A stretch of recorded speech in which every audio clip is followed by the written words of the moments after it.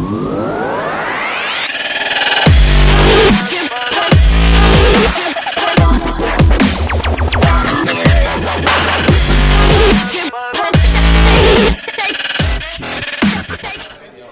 Boxing TV reporting live and direct in Sheffield. Marc De Luca with the main man, the head honcho, Mr. Eddie Hearn. Eddie, how you doing? Doing good, mate. Good to be in Sheffield. I said, it's like when you come to these things, it's a bit like going to your own birthday party. You open the door and you think, I hope it's busy.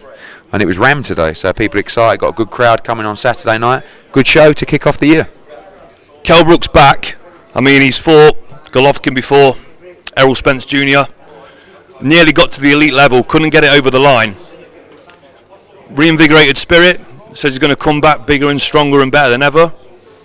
How much truth's in that? Well, I mean, when we talk about the elite level, he beat Sean Porter in LA to win the world title. You know, he come back, he got injured. I think what I like about what he's saying is he's kind of admitting the fact that he could have lived better. He could have stopped cutting corners. But he's accepted that now and he's making the changes. Is it too late? We'll find out on Saturday. Do you think we've seen the best of Kell Brooks? No, I don't. I think, you know, I believe he's still in his prime, but we need to know that for sure. And Marc De Luca will give us all the answers we need to know. Do you genuinely believe that Marc De Luca is going to be a test for Kell? If he's not the fighter he was, absolutely. Because Marc De Luca is top 15 in the world. I've had him on 3 of our shows. Tough, strong, technically sound, ex-Marine, absolutely fit as a fiddle. And if Kell Brooks not the fighter he was, he won't look good and he may lose to Marc De Luca. So yeah, I think as long as Kell Brooks looks good, I think that gives us the answers we need to know. And is it likely we're going to see some ring rust from Kell on the night? You'd have to say yes, because he's been out for 14 months. You know, it's a long time to be out. And again, all this positivity we're seeing from him, the proof will be in the pudding. And you'll see that on Saturday. I mean, people are still talking about potential Kell Brooks, Amir Khan at some point in the future. Do you genuinely believe that could ever come to fruition now? I think a lot depends on the performance on Saturday. I think if people get excited about fights, there's a good chance of them happening. But you only get excited by a fight if you see Kell Brooks in his prime. You know, you don't want to see a fight between two guys that are no longer in their prime. So yes, Amir Khan's got some miles on the clock, but he's still a quality fighter. Let's see if Kell Brooks is. And if he is, it's still a fight that Britain would love to see, because the build-up alone would be great to watch. And what about a potential matchup against Liam Smith? That's right on the agenda as well, and I think you know, that's one that should be able to be made quite straightforward. And of course, the Amir Khan fight is one that has eluded us for years. So this is for the WBO Intercontinental, and we'll be pushing to push Kell Brooks up that rankings to potentially fight Liam Smith in a final eliminator. Just moving on to Terry Harper, Eva Wallström. I mean, she's 39 years of age. So she's quite old now, but she's still got a fantastic record, great reputation, quality fighter. Is Terry going to do the business? I think Terry Harper might be the real dark horse of women's boxing. I think she's a fantastic fighter.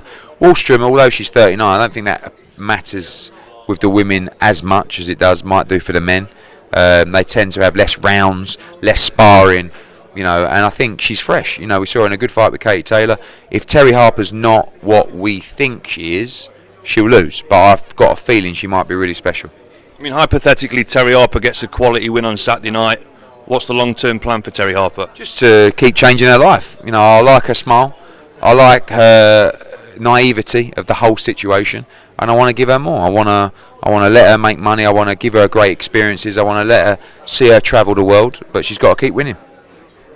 And lastly, sort of moving on to Dave Allen.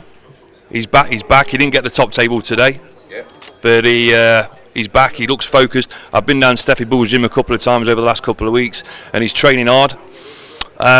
What's the long-term plan for Dave Allen? Can he get back to the big stage again? I think he's had a lot of obstacles to overcome, you know, by the board, and rightly so. You know, they wanted to make sure that he was fit and ready for this fight. But if he didn't want to do it, it would have been very easy for him to just go, I'll just leave it. So he's shown desire. Dorian Darch he should walk through and look good doing it. And then after that he needs to go into a big fight, so we'll see what he can deliver on Saturday. And last question, because obviously there's a lot of people waiting to interview you. Anthony Joshua, what's the plan next? I was with him last night. He just said, I want London. You know, I want Pulev in London in June. We're nearly there with that fight. We've had offers in from all over the world, but he just said, look, you know, I've been to New York, I've been to Saudi, bring me home. I want to fight in front of the UK fans, and that's what we're working on for June. And Dillian White? The plan for Dillian White? Povetkin. Yeah, and we'll announce that soon. Eddie, it's been great talking to you. Thanks for speaking to JR Boxing TV. No worries, mate.